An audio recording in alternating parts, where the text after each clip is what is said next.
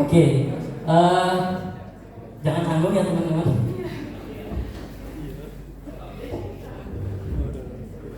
Oke, sebelum kita jauh lebih dalam tanya-tanya ke kakaknya soal community dan juga Women in Tech, aku ingin perkenalkan sedikit tentang profil kakak-kakak ini berdua. Sebelum itu di sebelahku ada Kak Saidah Amalia Rokimah. Ya, beliau merupakan Ketua Primavera Developers dan juga CEO dari startupnya bernama Benerin.id. Halo Kak Saidah. Oke. Yang selanjutnya di sebelahnya Kak Saidah ada Kak Ayu Pratnyandari yang merupakan leader dari Google Developer Student Club dan juga lulusan Bangkit Academy by Google, Goto dan Traveloka. Halo Kak Ayu. Oke, mungkin silakan dipersiapkan mic-nya. Kita akan masuk ke sesi pertanyaannya nih Kak sekarang gitu. Mungkin teman-teman udah tahu sedikit lah profilnya tentang kakak-kakak ini berdua gitu. Sebelum itu, aku ingin mention, mungkin operator bisa ditampilkan juga slide-nya buat teman-teman ketika kita ngobrol-ngobrol nanti.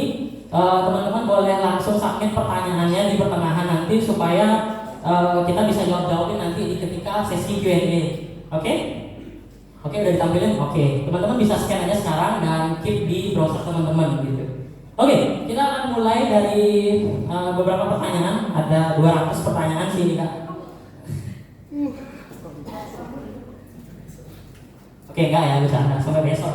Oke, jadi pertanyaan pertama nih Kak, mungkin teman-teman yang ada di sini juga sedang belajar, kita juga mungkin kakak-kakak sekalian juga lagi proses belajar. Nah, ada pertanyaan menarik nih soal itu. Bagaimana sebenarnya proses belajar di tech, khususnya dari Women in Tech gitu, di yang kakak-kakak alami lah, mungkin sepengalamannya kakak gitu. Mungkin bisa dimulai dari Kak Saidah dulu. Oke, jadi lebih ke pengalaman belajarnya kalau dari POV Women ini kan ya. Jadi kalau aku sendiri personal itu suka banget kalau misalnya belajar itu ada motivasinya, ada pendorongnya. That's why aku dari mungkin bisa dibilang dari SMA itu udah suka banget nyari komunitas-komunitas yang sesuai dengan minat aku. Salah satunya aku temuin itu bernama Developers dulu. Ingat banget waktu aku kenal dari kakak tingkat aku, dan di sana jadinya aku tahu kalau misalnya ada komunitas yang fokus kita juga untuk belajar.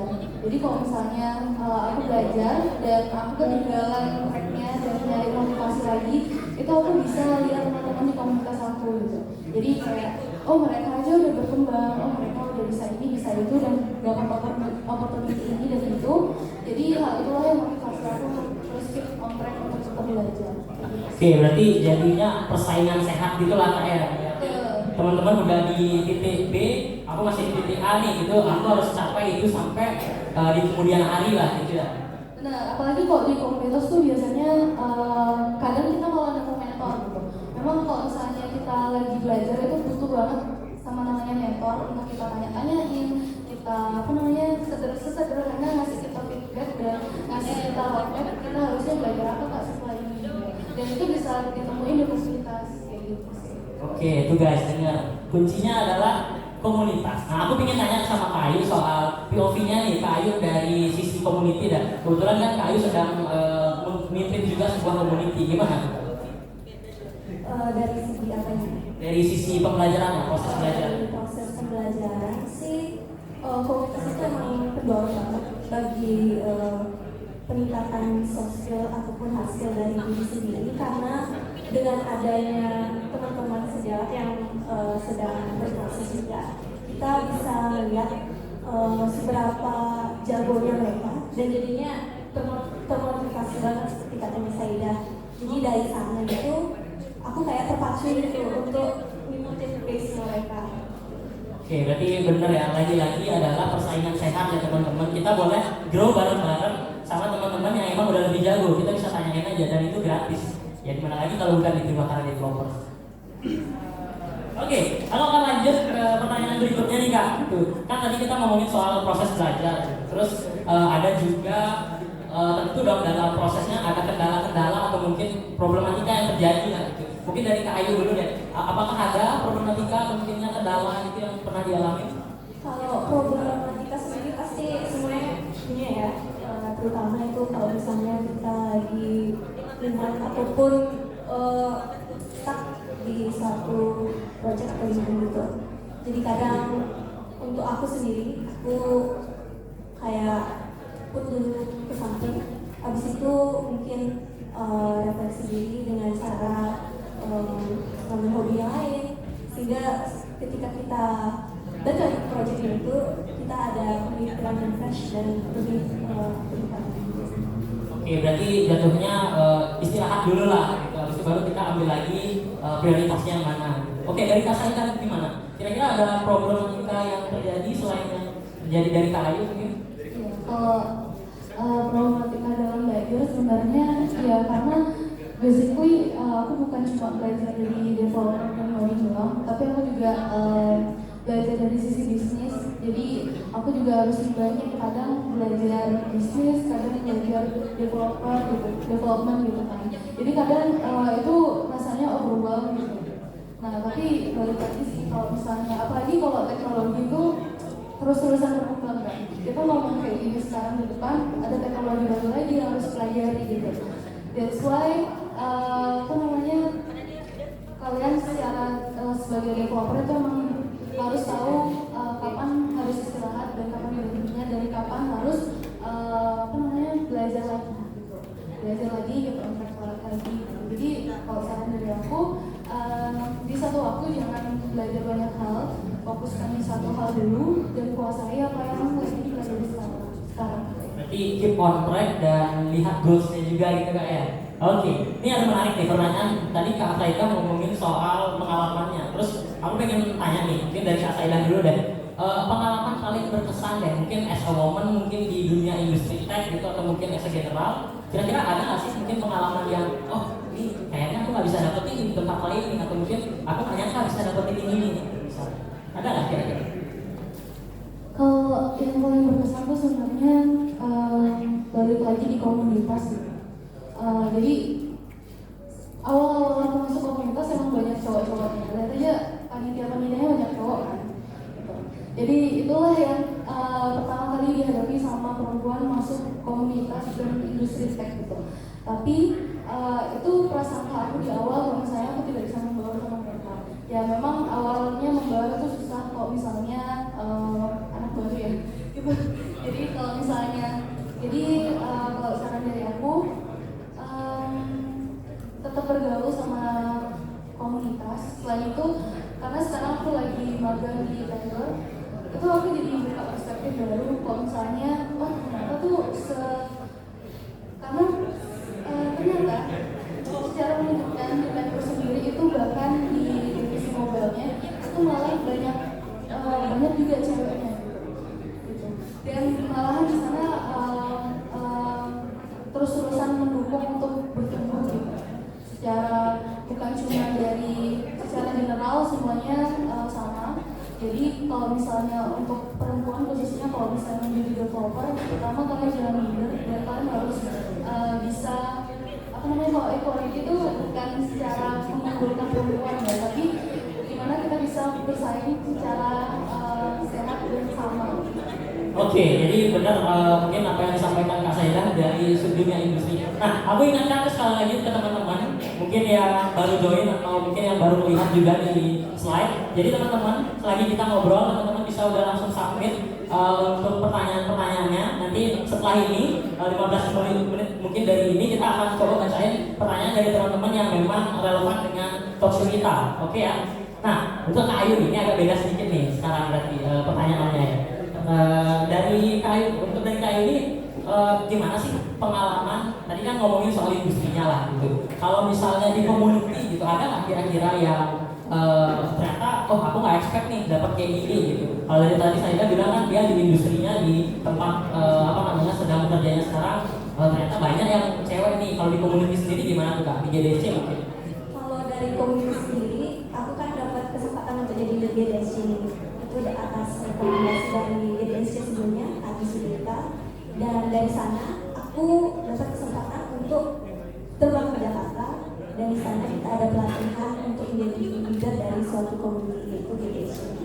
Nah, di sana itu ada 80 lead BDC dari seluruh Indonesia dan lumayan banyak cewek juga. Jadi nggak usah khawatir kalau misalnya teman-teman ragu kalau misalnya dia di lead itu harus cowok atau cewek, karena banyak banget dari lead GDSC sendiri yang jago-jago dan di luar itu cewek gitu. Oke, berarti jatuhnya mungkin apa namanya, gender itu nggak selamanya harus cowok untuk jago coding dan lain sebagainya, karena emang dari industri juga kita bisa lihat bahwa Saidah mengatakan oh ternyata banyak nih balon dan juga di komunitas juga demikian gitu. Mungkin kalau di Primakara developer sendiri tuh kita bisa lihat juga persentasenya masih cukup seimbang lah gitu, jadi ada cowoknya juga dan ada ceweknya juga. Oke, kita move ke pertanyaan berikutnya, baru kita coba untuk jawab pertanyaan dari teman-teman ya. Ini ada yang menarik sih aku baca tadi gitu. Oke, sebelum kita ke pertanyaan-pertanyaan deh, kan kita tadi ngomongin soal proses belajar, gimana kakak-kakak mungkin udah terlibat di industri dan di community. Nah, cara joinnya kak gimana sih gitu? Mungkin dari GDSC dulu, nanti baru dari Primakara Developers ya. Kalau GDSC gampang sih, tinggal pergi ke kalau cari di Google GDSC Primakara, kalian bisa join lewat nama platformnya Shopify, jadi join, dan dari sana kalian bisa dapat email untuk acara yang rutin. Jadi untuk informasi itu gampang didapatkan acara kita ke depannya seperti apa. Oke, berarti dari sosial medianya ada nggak kira-kira yang bisa di follow gitu? Kalau sosial media ada IG, itu di @gdsc.primakara. Kalau dari LinkedIn juga GDSC. Oke ya, jadi teman-teman yang mau follow dulu soal GDSC, jadi bisa di follow di gdsc.primakara dan di LinkedIn-nya di GDSC Primakara. Oke, kalau dari Kak Saidah nih, tadi kan mungkin udah disinggung lah soal gimana caranya join Primakara Developers. Terus aku bikin lebih detail sedikit kelasnya gitu, gimana cara joinnya Kak? Kelasnya, apakah harus inter, apakah harus bisa ngomong dulu atau gimana? Oke, jadi untuk join di komunitas khususnya di Primakara Developer, kalau mau jadi anggota dan sekedar tahu kegiatan kita dan mengikuti startup yang kita lakukan, itu teman-teman bisa join tadi yang aku kasih atau minta sama kakak panitia di belakang. Gitu. Jadi kita sangat open, walaupun teman-teman bukan mahasiswa ataupun bukan dari Primakara, kita sangat open untuk menerima teman-teman kita sama-sama belajar di sini. Dan untuk kelasnya sendiri itu sebenarnya harus pintar apa enggak? Enggak ya, karena kan awal kalian untuk masuk Primakara Developer adalah ingin belajar. Jadi nggak ada syarat apapun untuk orang mau belajar dan ingin belajar. Kita sangat open untuk teman-teman. Ayo belajar sama kita, ayo kumpul sama kita, ayo kita bangun komunitas bareng dan dapetin opportunity lainnya. Oke, berarti jatuhnya apapun yang teman-teman akan join nanti, komunitinya dan lain sebagainya, intinya kita akan sama-sama belajar gitu ya kan ya jatuhnya ya. Gak mungkin ada yang dibully ya teman-teman. Enggak. Oke, aku akan coba move dulu ke pertanyaan dari penonton nih, biar seru lah, biar ada interaksi dikit. Nah, ini ada yang paling populer nih. Ini agak teknis sedikit sih kak, mungkin boleh dijawab ya dari pengalaman kakak nih. Ada yang nanya soal waktu belajar programming yang ideal itu berapa jam sih kak? Karena beberapa orang memiliki kegiatan padat dalam sehari dan hanya ada spare waktu luang 1-2 jam. Nah, mungkin dari Kak Saidah dulu deh. Oke, kalau gimana caranya kita tetap belajar walaupun kita punya kegiatan yang padat. Jadi teman-teman, aku jawabnya bukan non teknisnya, tapi bisa aku bilang kok misalnya kita punya 24 jam yang sama, kita punya hari yang sama. Jadi teman-teman harus bisa juga belajar time management. Gitu. Jadi teman-teman harus bisa nentuin skala prioritasnya. Jadi kayak, oh aku ada kegiatan hima gitu. Ya udah hima aja dulu sampai jam 6 gitu. Setelah itu teman-teman pulang istirahat dan belajar. Jadi untuk spare waktunya sendiri itu teman-teman yang bisa tentukan sesuai dengan behavior kalian produktifnya di jam berapa. Kayak gitu.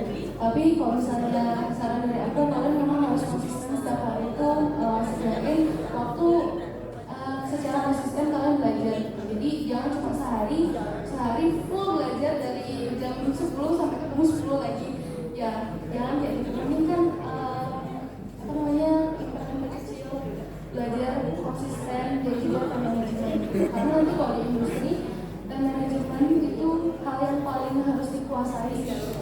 developer.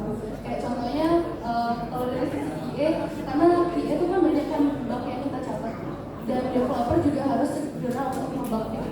Dan gimana caranya untuk kita ngatur apa yang harus kita terlebih dahulu, itulah yang diperlukan di time management, dan teman-teman bisa belajar itu dari awal dari proses belajar validasi.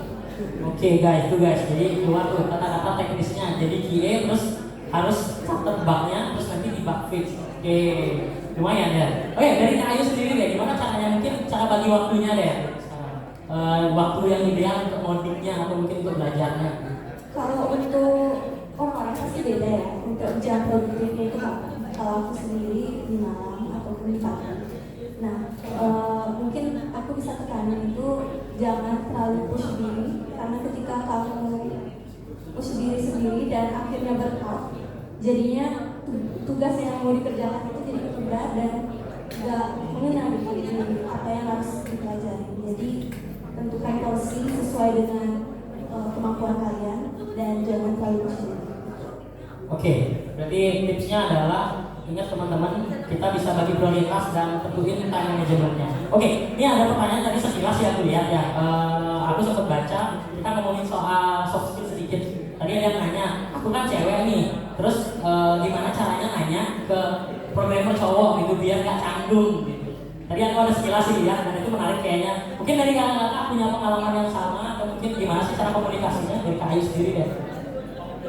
Kalau aku sendiri sih nggak canggung ya, karena mungkin punya apa namanya adik cowok juga. Jadi untuk komunikasi sama aja sih, sama dengan cewek. Mungkin approach-nya beda. Mungkin untuk pertama itu seperti biasa dengan sopan gitu. Bisa menanyakan tentang nggak masalah sih. Jadi jatuhnya gak ada barrier lah ya. Oke, dari Kak Sadia, Saida. Oke, Kak Saida, gimana? Oke, jadi kalau kita mau nanya sama developer cowok, itu sebenarnya mulai dari diri sendiri dulu sih. Jadi waktu kita nanya, waktu kita interaksi atau komunikasi, kita harus nggak ada barrier di situ. Ini dia cowok, gimana ya nanyanya gitu. Ya udah tanya aja secara profesional dan secara sopan gitu. Jadi Kak, aku punya problem ini, dan kayak gini bisa dibantu Kak, kayak gitu. Jadi tetap kalian penyampaian waktu nanyanya juga harus clear. Jadi jangan yang ini ya, kadang cewek itu kan ini apa harus mode gitu. Jangan sih, harus clear. Kalau misalnya Kak, aku bugnya kayak gini dan errornya seperti ini, terus gimana caranya kalau misalnya aku mau kayak gini. Jadi sampaikan masalahnya, terus errornya seperti apa, terus apa yang mau dicapai, apa goalsnya, pasti bakalan dia. Oke, berarti itu jatuhnya tetap keep sama apa namanya prioritasnya diri lah. Oke, ini aku akan bacain yang top, jadi top populer. Ini mungkin agak teknis sedikit nih Kak. Pendapat tentang role junior dev yang sudah di-replace menggunakan AI, gitu, semacam ChatGPT lah. GitHub Copilot dan yang costnya lebih murah daripada UMK dan pasar nih. Ini mungkin dari pengalaman kakak ya, siapa tahu lagi apply kemarin dan sebagainya. Mungkin dari Kak Saida untuk menanggapi hal ini gimana? Oke, teman-teman. Untuk AI menggantikan developer itu masih sangat jauh ya, sumpah. Kayak AI yang dipakai di KPU itu salah terus gitu.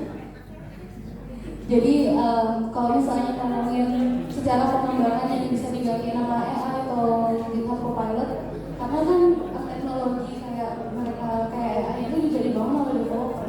Jadi kalau bilang diganti atau enggak, aku rasa enggak. Jadi selain itu software kan juga digantikan. Nah, hal yang kayak gitu yang nggak bisa dilakukan sama AI. Tetap opportunity dan peluang teman-teman menjadi developer di industri itu masih ada. Dan kalau misalnya bilang nanti diganti AI, aku rasa masih sangat jauh untuk itu sih teman-teman. Jadi don't worry. Jadi kalian tetap juga harus nggak boleh menutup mata juga ada teknologi namanya AI. Kalian juga tetap harus keep on teknologi, maksudnya fleksibel itu sama beradaptasi sama teknologi yang ada. Jadi kalau emang misalnya pakai AI lebih mudah, ya disesuaikan lagi sama goalsnya dari juga sama tujuan yang ingin dicapai. Oke, mungkin dari Ayu punya tanggapan yang berbeda. Setuju sih sama saya. Menurutku kalau AI itu jangan dijadikan sebagai solusi, tapi sebagai tools pembantu. Karena dari nanya AI itu pasti perlu kita olah lagi apa ini bisa dipakai atau enggak. Karena kan tentu dari sumber yang lebih banyaknya pasti masih ada beberapa jawaban yang mereka berikan itu yang masih salah atau gimana gitu. Jadi kita masih perlu berpikir kritis dengan apa yang diberikan oleh AI. Oke guys, tuh dengar. Jadi menurut kalian udah cemplung langsung ke industri ini. Katanya memang AI bisa aja menjadi tools pembantu, tapi jangan sampai itu dijadikan solusi akhir ya teman-teman. Jadi gimana caranya tetap relevan ya, join dengan developers. Oke, ini aku akan coba lempar ke teman-teman langsung ya, mungkin biar kita ada interaksi juga nih. Ada yang mau nanya secara langsung nggak kira-kira? Mungkin ada yang mau langsung nanya tanpa slide dulu. Boleh angkat tangan yang mau? Mungkin dari teman-teman yang dari SMK, mungkin ada yang mau nanya? Ada? Mungkin dari sebelah sisi kiri saya ada yang mau bertanya mungkin? Gak ada? Gimana teman-teman dari Bima Kakak ada yang mau nanya dulu? Ya secara langsung deh, biar kita nggak dari slide doang lah. Ada? Oke, ya udah. Oke, sebenarnya saya nggak mau baca top populer yang nomor 2. Cuma karena ini saya juga pengen tahu. Pengen tahu sendiri. Ya, saya juga ingin tahu, jadi mungkin kakak-kakak kalian, aku ingin bertanya nih, tips and trik dapat pacar developer. Gimana? Mungkin dari Ayu dulu deh. Aku aja nggak punya. Tolong yang ngerti ini tolong angkat tangan dong. Gak apa ya guys, hiburan. Gimana Kak Ayu? Dari Kak Ayu sendiri. Pertama, ikut dulu komunitas developer. Boleh marketing. Oke, yang pertama katanya ikut dulu komunitinya. Pastikan ada cewek di sana. Lawan jenisnya teman-teman. Oke, coba dari Kak Saida gimana? Ya benar sih, harus join komunitas. Jadi kadang developer itu juga pengen punya pacar developer, ya enggak?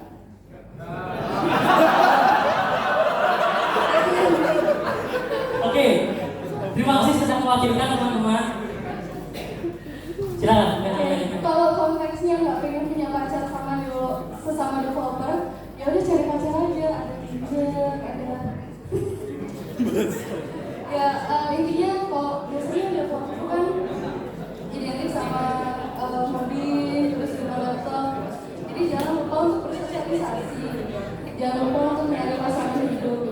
Jadi, nah caranya salah satu cara selain cari di dating apps, kalian bisa nyari di community. Nah community-nya yang relevan juga ke kalian, yaitu community developer, contohnya Bima Kakak Developer atau BDSC. Nah di sini mungkin ada beberapa testimoni kakak-kakak yang nemu pacar di community. Jadi ya ada lah gitu.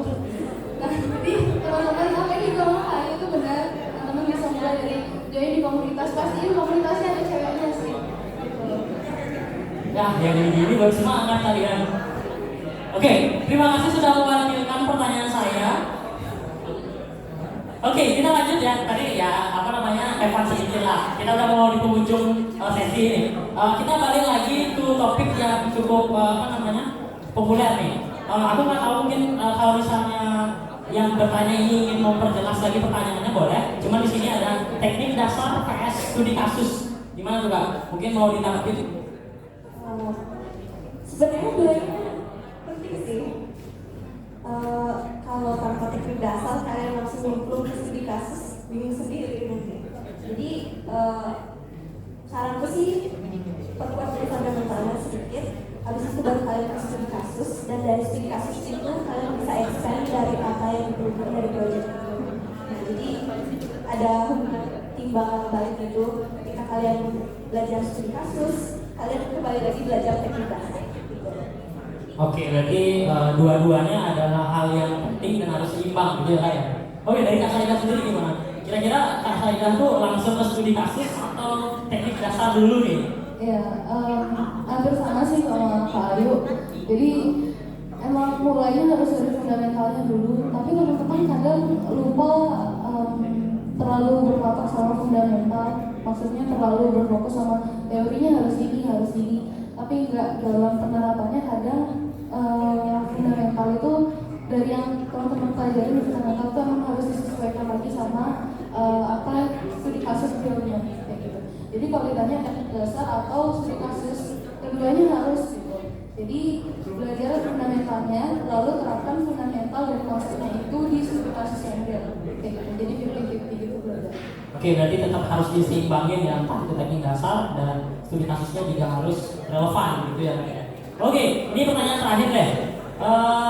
Sampai sejauh ini, kakak-kakak mungkin yang udah ada di titik ini, yang lagi duduk di sini dan membawakan materi, tentu dong. Tadi kan udah tanya soal kesusahan, problematika yang terjadi gitu. Kira-kira nih, kesusahan yang mungkin paling ngena nih di kakak-kakak semua, entah itu dari woman as a woman, entah itu dari managed team mungkin, entah itu dari di industrinya sendiri, itu gimana sih kak? Kira-kira ada nggak kesusahan yang paling khas gitu?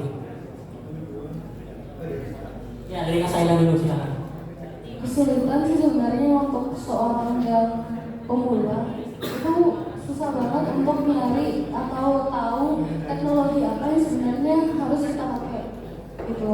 Apalagi waktu di startup itu kita explore, kita cari tahu dulu, kita riset bagusnya pakai teknologi apa ya yang mau kita terapin yang seefisien mungkin kalau misalnya kita pakai ini. Dan hal itu yang bikin tempat kita bingung mau pakai apa ya, nanti bakalan gimana ya, itu juga kan harus mikir jangka panjangnya, sustainability-nya, apalagi di startup gitu kan. Jadi itu sih kesulitan yang yang paling membekas gitu sih. Tapi kalau secara personal sendiri sejauh ini nggak ada sih, karena di komunitas aku bisa langsung tanya-tanya. Sekali lagi komunitas teman-teman, jadi ya awalnya aku bukan orang yang bisa hobi, mulainya dari mulainya dari bangkit. Waktu itu aku juga ikut bangkit, lulusan aja lulus, jadi di situ jadi keep on lebih intens lagi untuk belajar hobi. Oke, jadi bisa dibilang jadi relevan itu perlu proses ya kak ya jadinya, tapi tetap dari bantuan komunitas itu juga sangat bisa ngebantu Kak Saida untuk ada di titik ini juga gitu ya. Oke, dari Kak Ayu sendiri deh, mungkin ada kesulitan yang paling terasa gitu mungkin dari entah itu di komunitas atau di industri. Karena Saida ngomongin teknis, aku ngomongin teknis. Boleh, silakan. Mungkin dari segi kepercayaan dulu. Kalau tanpa komunitas itu, aku tahu aku nggak bakal berani untuk sekarang sebagai pembicara. Karena dari dorongan komunitas, aku bisa belajar lagi tentang diriku sendiri dan juga improve dari segi soft skill dan hal lainnya. Kemudian dari komunitas juga, aku dapat banyak relasi, dan dari relasi itu aku dapat kesempatan untuk menjadi misalnya di GDSC dan juga opportunity untuk bootcamp di Taiwan. Itu semua dari informasi yang ada di Univers. Jadi jangan sia-siakan kesempatan kalian setelah ini untuk networking dengan orang-orang di sekitar kalian, karena ada banyak orang hebat di antara kalian yang bisa offer kalian sebuah opportunity untuk extend lagi lebih dari circle kampus gitu. Oke, jadi itu dia tadi dari sisi kayu ya, berarti tetap ya teman-teman menjadi relevan itu memang ada bantuan komuniti dan teman-teman bisa akses itu mudah dari GDSC Primakara ataupun Primakara Developers. Oke, karena kita udah di penghujung sesi, izinkan aku untuk merangkum sedikit apa sih obrolan kita tadi. Jadi kita udah ngomongin soal community, kita ngomongin soal career, kita ngomongin soal juga bagaimana sih kakak-kakak ini join komunitas gitu. Nah, jangan lupa teman-teman silakan join komunitas kami di Primakara Developer. Teman-teman bisa dapetin informasinya lebih lanjut di media register, dan juga jangan lupa kita juga punya sponsor-sponsor di sini. Teman-teman bisa kunjungin sponsornya nanti setelah acara di venue belakang.